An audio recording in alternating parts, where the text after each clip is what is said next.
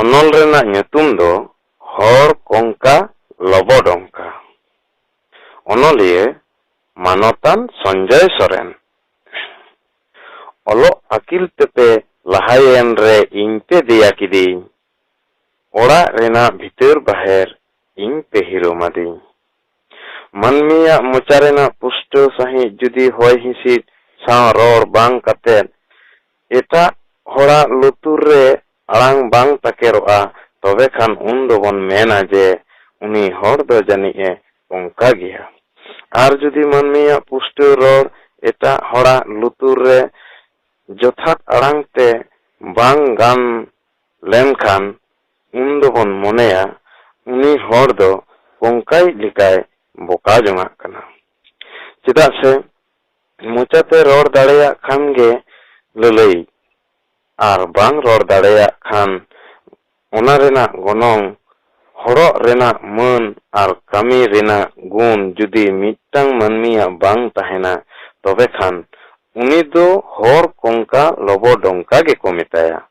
अब तिहिं 21 शताब्दी रे दुड़ुब कते विज्ञान आवतारे उमुल कते रेहो अबोआ सारी रोड, सारी चेतना, सारी सिखनत रेना झलक अबो तलारे बांग मुलु लेना। ओलो पढ़ाव सेणा कते चाकरी बाकरी नाम कते रेहो अबो तलारे पालेन लहांती खंदो बेलहांती बिसी पसना कना। सारी सनद वास्तव चितर नेल कते के आगाम रेना कथा भावित दो बुगिया। पोतोब पढ़ाव कते दो बांग। अबो दो लहा रेना कथा बोन भाविता, तोरा रेना कथा बोन उहिरा, आर को एटा पुरसी जाति सला तुलुज रेना बोन रिकेया। तबे खान अपनारा मने जीवी उहिर भावना आरु रेना तो बांग बोन रिकेया। लोभ लाइसा सुये सीढ़ी पुरसी मनमी सला सिलमी सिटी अते अपनारा मने में बड़ी पाप बोन बासा जोंग कना। आर बेरबा तेदा बोन अपनारा मने जीवी घारोज आगाम आखिर। चेद हुयुआ भई तपाम गोपोज हुले चमकाव कौलेव कते। ओकोय सला तिहिं बोन तपाम गोपोज कना। ओका भलई लागिद बोन रिके कदा आर ओका परिवर्तन आगुई लगी ते तिहिं गारजा कना बोन। ओकोया मायाम ते तिहिं बोन पुरमुक कना।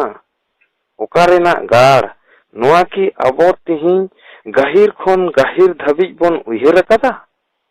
मिटटांग गताक रेन मानमी दो तिहिं ओल अकिल ते लहा कते अबो सला भावता सगई ते तोपल कते अबोआ मेड रे मेड दा सरसाव हटो कते अबोआ जाति धर्म सावता साहे रेना 12टा बजाक कना। आर अबोआ जहां तिना जुमी तलारे राजनीति रेना रसा दुल कते अबो तलारे कौलो तिहिं अतो दिसोम रिकी बांग संगे कना।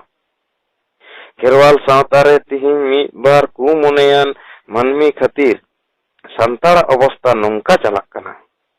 संतार जुदी संतार सला दुर्नीति लगावा आज ते जुदी आया समाज कल्चर लिटरेचर चेतना बायरी मनोभाव हिजुआ, तबे खान आदो ओना जाति रेना आगाम ओका से चलाआ ओना दो ओक्तो गे लैया। तबे खान आबो दो तिहिं ओका से तेबोन लहाक कना आर चेद लेका लहांती हुयुक कना। मनमी दो मानविक गुण तेको अपनारोआ, जियड़ तेको तलोआ, जियड़ को तहेना, हिस्से ते दो पुरसी मनमी हो सहा कते बायरी रूप हटाव कते जीवन रे खाली दुख गे तोंगेआ। शांति बेगोर सुख हो बनुआ आर सुख बेगोर लहांती हो बनुआ। चेद लेका नोआ धरती रे एस्कार बोन हेज अकना उनका गे एस्कार गे बोन रुवर चलाआ। तहेना खाली अपने अपड़ेया करम आर अपड़ेया सिरजेव टाका पैसा धन सनाम चाबाआ आदोआ। तेहेन जहां आमा गपा दो उनागे आर मिद होड़ा। आर नोआ अदल बदल गे कना प्रकृति रेना नियम। सारिगे तिहिं हो उनका गे बोन ताहेना। चेदा से जुदी कटी नगाम रेना कथाñ भाविता तबे खान नेलोआ जे अबो आदिवासी गताक रेन मनमी दो सेदाय खन गे बीर गजल रे तहेन मनमी कना बोन। जीव जियली साला ताहे पुरकौ हर गे कना बोन। जीव जियली साला लड़ाई हुई कना जोमा कारते ताहेन दायते और उन ऑक्तो दो उना बीर गजार खोन कुल बना तारुब गे को उडुको ताहे और उनकुआ गरजाव तेगे बीर गजार आंदोर ताहेन ताहे।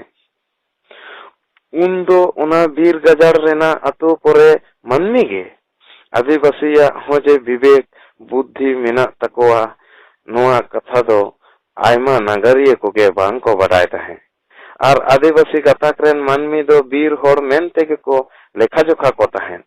तबे खान ऑक्तो साला दिन बदल अकना जुग साला ताल मिलाव काते ताहेन खातिर आदिवासिया मानविक मूल्यबोध और चेतना शक्ति रिना विकास ए न्याम अकादा।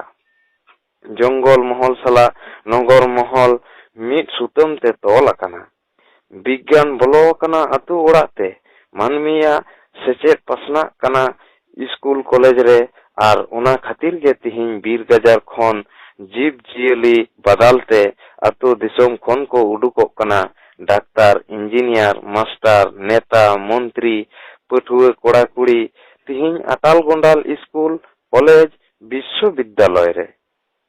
उन दो आदि गौरव गिन अटकारा और मने मने तिन मेन जोंगा ओकोय तिहिन दो आले सेट कटुब उदुक कते मेना होर कोंका लोबो डोंका।